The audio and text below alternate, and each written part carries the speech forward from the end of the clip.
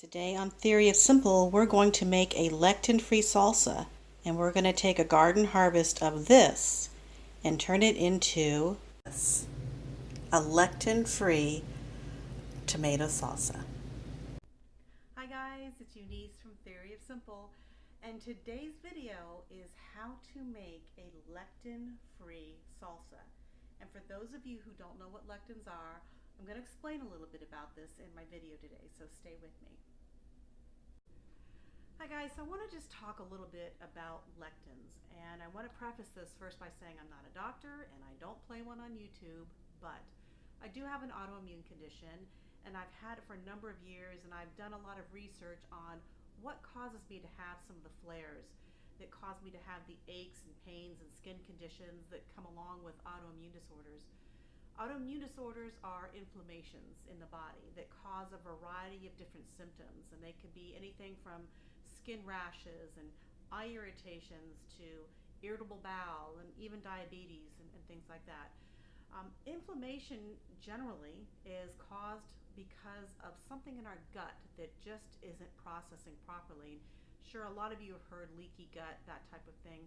So one of the things that I have found that is really, I'm sensitive to, I guess is what I would say, is lectins.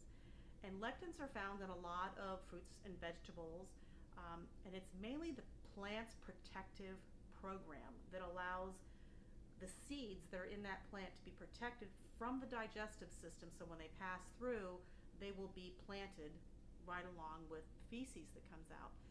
So I'm sure some of you have noticed that if you look at, for example, bear scat, there's berry seeds and things like that in it. That's exactly what that is. And even in our own human feces, sometimes you'll see corn or tomato skins or plum skins and things like that in your stool. That's part of that is the lectins in there that are proteins that bind to carbohydrates, and they don't digest as well in some people. Some people it doesn't bother, but in some people it actually bothers them quite a lot. And I happen to have a sensitivity to that.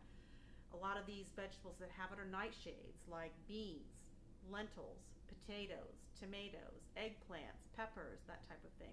Things that we all love, and they're also very nutritious, but that lectin content can make them an irritation for those of us who are sensitive.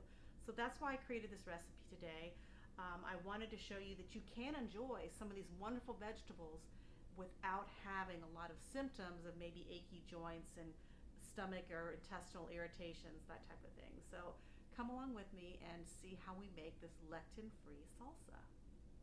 So as you can see, I've got this burner on high, and I'm basically just going to take my pepper here and kind of place it on here. I'm just trying to get the skin a little charred. You can see it's starting to char already. Doesn't take long. Whoopsie, get back here.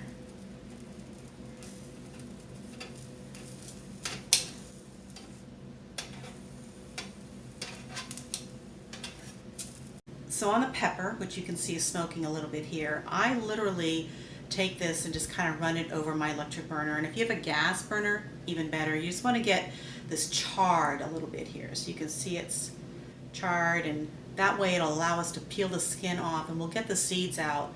Obviously the seeds are also where the heat is carried for the salsa. And we'll take this jalapeno pepper and take all the skin off so we can get those lectins off of this pepper. Now I have my charred jalapeno peppers in here. I'm going to let them cool off, and in the meantime I'm going to go ahead and get my water boiling for my tomatoes so that I can put my scored tomatoes in here and get them to blanch. Alright, so I'm going to want to blanch my tomatoes, and what I'm going to do then is just make a little score mark right here, just slightly, just enough to break the skin on the tomato. And I'll do that on all my tomatoes, because what that's going to allow the heat to do is, and the hot water gets under the skin, and that will allow me to more easily peel all of the skins off of the tomato.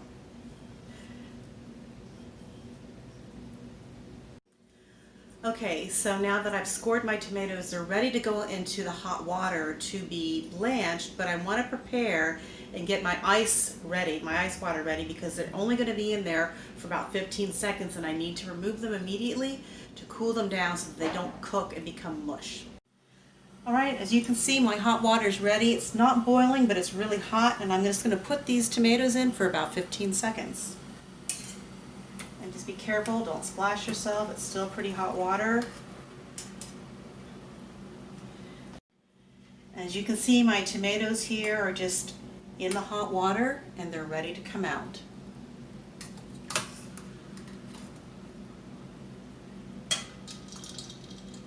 Now we'll get these tomatoes into this ice bath so we can stop them from cooking, and that way they won't become mush, and it'll allow me to handle them to actually peel them. And now I'm just going to take a nice flat edge knife and I'm just going to scrape away all of that char and skin from my pepper. You can see that's all come off here. It also gives it a kind of a nice charred flavor to your salsa. So this now has all the skin and seeds removed, and it's safe, lectin free to use. Okay, so now I'm just going to go ahead and peel the skins off of my tomatoes, and they should come off fairly easily because the blanching just gets under that skin. You'll see that comes off nice and easy.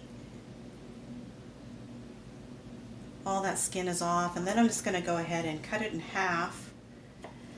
And what I'm going to do is I just take my thumb and I just basically push all the seeds out of the tomato. And I'm going to go ahead and throw that right into my Vitamix because I'm going to start blending this all together. Getting all the seeds out. Clean up pretty nicely, as you can see. Again, just peeling the skin away.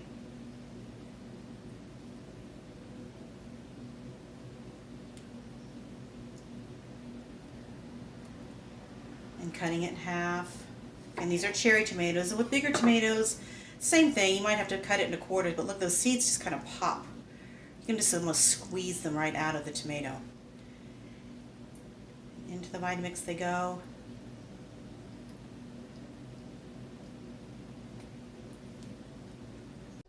Okay, so now my tomatoes have been de-seeded and de-skinned.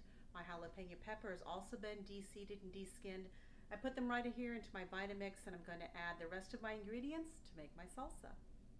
So the rest of my ingredients are just coarsely chopped. It's just a couple of cloves of garlic, one red onion, a handful of cilantro, and of course, Meyer Lemon.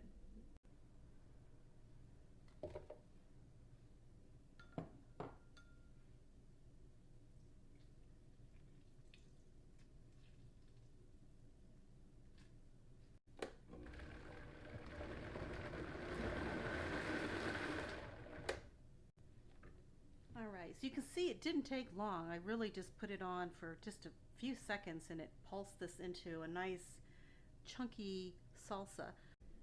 So here is our lectin-free salsa, and it looks and smells absolutely delicious. I'm going to give this a try really quick to see how it tastes. And since I'm on keto, I'm going to use a chicharroni.